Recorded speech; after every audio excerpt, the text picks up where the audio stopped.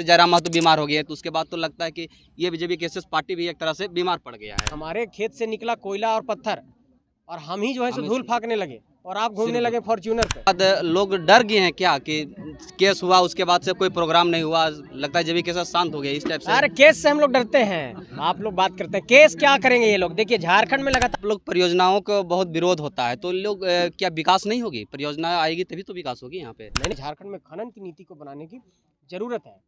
नमस्कार, जोहार और आप झार न्यूज़ देख रहे हैं। इस वक्त चतरा के कान्हाचट्टी प्रखंड में है। यहाँ पे जानना चाहेंगे कि संजय मेहता जी से कि क्या कुछ लेकर प्रोग्राम था और क्या उम्मीद थी यहाँ के जनता से। देखिए पहली बात तो ये है कि झारखंड के अंदर हम लोग ये कोशिश कर रहे हैं कि झारखंडी विचारधारा को लेकर जो हम लोग आंदोलन छेड़े थे उसकी जागरूकता आम जनमानस तक पहुँचे।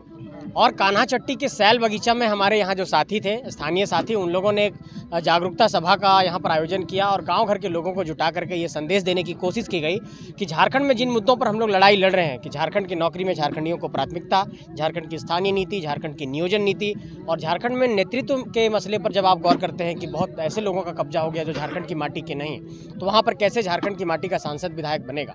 इन सारे विषयों को लेकर एक जागरूकता सभा हुई और उसके बाद एक बड़ी बैठक भी हुई और बैठक में यहाँ के कान्हाचट्टी के लोगों ने एक बात पर सहमति जताई है कि आने वाले वक्त में जब भी हम लोगों को ऐसा अवसर आएगा अपने मताधिकार का प्रयोग करने का, तो हम लोग इस बात का हमेशा ध्यान रखेंगे कि झारखंडी माटी के लोगों को चुनेंगे। मतलब कुल मिलाकर झारखंड के विषयों पर लोगों को जागरूक करने का एक प्रयास था जो बहुत बड़े स्तर पर सफल हुआ आज कान्हाचट्टी। तो चतरा जिला में ये दूसरा प्रोग्राम है, उसके बाद लोग डर गए हैं क्या कि केस हुआ उसके बाद से कोई प्रोग्राम नहीं हुआ, लगता है जब के साथ शांत हो गया इस टाइप से। अरे केस से हम लोग डरते हैं, आप लोग बात करते हैं केस क्या करेंगे ये लोग। देखिए झारखंड में लगातार हम लोग सभा कर रहे हैं। अभी परसों हम लोग जेएसएससी कार्यालय का घेराव करके आए हैं और घेराव किए तो उस दिन तुरंत रिजेक्शन लिस्ट आया। आप देखेंगे कि इसका जो डेट आया था 21 और 28 तारीख का, 21 तारीख को फिर आप देखिए कि डेट दे दिया था उस दिन सीटेट का भी, तो डेट मैच कर रहा था। तो हम लोग हर जगह पे लड़ रहे हैं, चाहे वो नौकरी का मसला हो, चाहे स्थानीय नीति का मसला हो, नियोजन नीति का मसला हो। आप कह रहे हैं कि चतरा में दूसरी सभा हुई, बहुत अच्छी बात है, लेकिन आपको मालूम होगा कि हमारे गांव घर में जाकर के पंचायत स्तर पर भी लोगों को जागरूक कर रहे हैं। जो यहाँ की कमेटी है, प्रखंड स्तर की कमेटी है, चाहे हंटरगंज का इलाका है, कान्हाचट्टी है, मजूरहट का इलाका है, सब जगह पर जागरूकता का काम चल रहा है और संगठन का विस्तार का भी काम चल रहा है। अब 17 तारीख को एक बड़ी सभा होगी, लगभग 20-25 हज़ार, 30 हज़ार, 50 हज़ार लोग जुटेंगे और फिर से चतरा की धरती से एक ऐलान होगा, एक बड़े बदलाव का शंखनाद होगा। तो आप लोग परियोजनाओं का बहुत विरोध होता है तो लोग क्या विकास नहीं होगी, परियोजना आएगी तभी तो विकास होगी यहाँ पे। नहीं, देखिए क्या होता है, किसी भी परियोजना जब आती है तो उसमें इसको ऐसे समझिए, तो बहुत विस्तार से आपके दर्शकों को बताना चाहता हूँ। आपकी ज़मीन है, आपकी ज़मीन को लिया गया कि यहाँ से कोयला निकालेंगे, कोयला निकाल रहे हैं तो वहाँ के जो लोग विस्थापित हुए, जिनके खेती को आपने मार दिया, उनके लिए रोजगार का क्या साधन है, उनको पुनर्वास के लिए क्या व्यवस्था दे रहे हैं, उनके बच्चे कहाँ पढ़ेंगे। आप कहते हैं कि CSR के तहत हम काम करेंगे, तो CSR के तहत किन परियोजनाओं को ला रहे हैं, इसको कहते हैं R&R पॉलिसी, ठीक है, रिहेबिलिटेशन एंड रीसेटलमेंट पॉलिसी कहते हैं। और R&R पॉलिसी पूरे झारखंड में कहीं भी लागू नहीं है। आपका आम्रपाली में लागू नहीं है, आपका बड़का गांव में NTPC में लागू नहीं है, आपका बरही के जियाडा भूमि पर लागू नहीं है, आपके कोडरमा के बांजेडी प्लांट में लागू नहीं है, आपके यहाँ पर धनबाद में वेदांता में लागू नहीं है, सभी जगहों पर नहीं लागू। लेकिन हम लोग आजकल जिद की बुनियाद पर कहीं कुछ लोगों को दिला रहे हैं। जैसे कभी देखे होंगे कि पतरातू में एक मजदूर की मौत हो गई सीमेंट फैक्ट्री में, हम लोगों ने वहाँ पर लड़ाई लड़ा, 23 लाख रुपया सीमेंट फैक्ट्री से उस परिवार को मुआवजा दिया। तो अगर इन कंपनियों को ये ध्यान देने की ज़रूरत होगी कि भाई जिन लोगों को हम लोगों ने नौकरी पर रखा तो क्या उसको अधिकार दे रहे हैं, जिनकी ज़मीन पर परियोजना लगाई क्या उनको अधिकार मिल पा रहा है।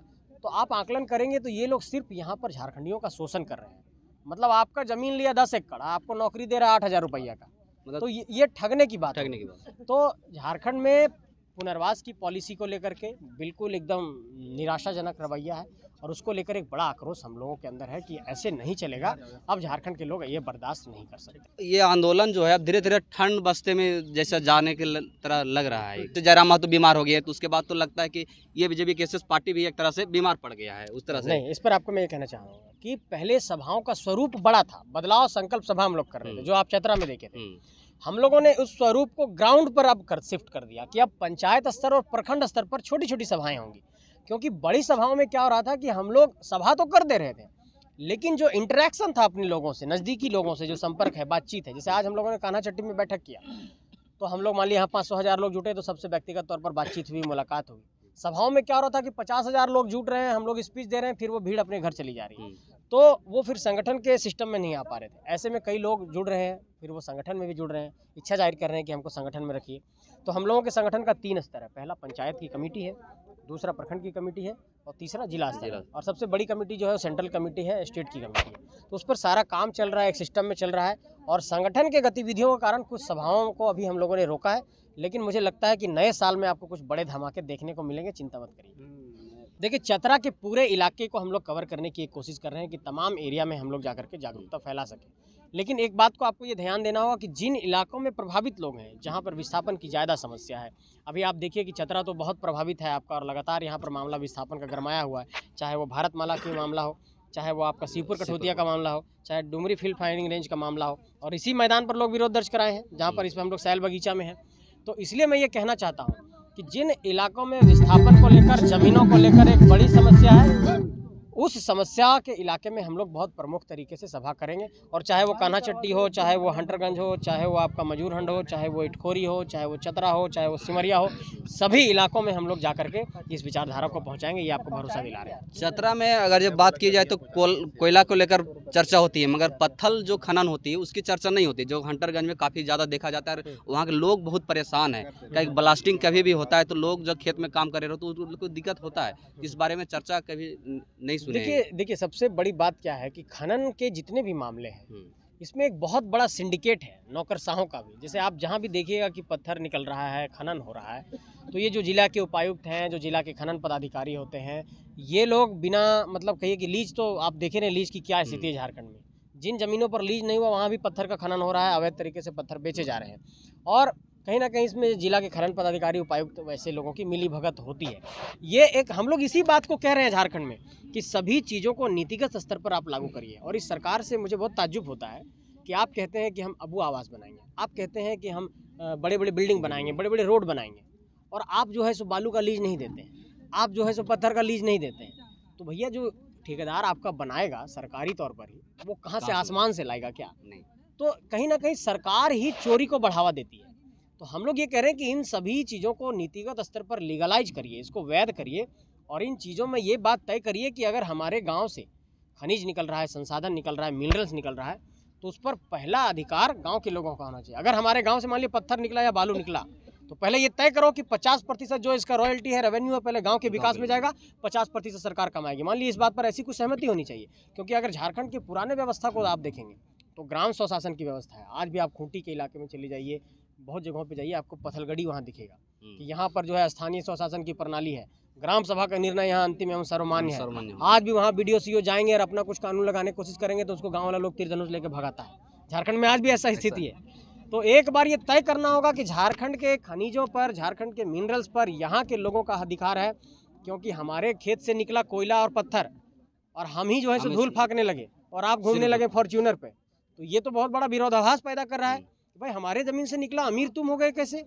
इसका मतलब दोष है कहीं, और हम भिखमंगा हो गए। इसका मतलब सिस्टम में कहीं दोष है क्या? हम जाकर के महाराष्ट्र में किसी का लूट रहे हैं? नहीं लूट रहे हैं। तो हमारे जमीन से निकला है तो अधिकार हमारा होना चाहिए।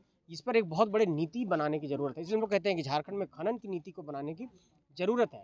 और जब तक ये खनन नीति झारखंड के जनता की अपेक्षाओं के अनुरूप नहीं बनेगी, तब तक झारखंडियों का कल्याण नहीं हो पाएगा। इस बात को आप मान करके चलिए। भाषा आंदोलन से निकलती है, झारखंडी भाषा खतियान संघर्ष समिति एक बनती है, ये समिति तक ही रहेगी कि ये पार्टी का स्वरूप लेगा कभी? देखिए, JB केसेस जो है झारखंडी भाषा खतियान संघर्ष कि जयराम दा बोल, जवाब दे रहा हूँ आपको। झारखंडी भाषा खतियान संघर्ष समिति एक संगठन है, एक समिति है जो झारखंडी मुद्दों को लेकर लड़ाई शुरू की थी, और वो लड़ाई को हम लोग जारी रखे हैं। लेकिन चूंकि हम लोगों ने इलेक्टोरल पॉलिटिक्स में, चुनावी राजनीति में जाने का ऐलान किया है, तो उसके लिए बेहद ज़रूरी है कि इलेक्शन कमीशन से रजिस्टर्ड हमारे पास एक राजनीतिक दल हो, और उसकी प्रक्रिया अभी इलेक्शन कमीशन में लंबित है।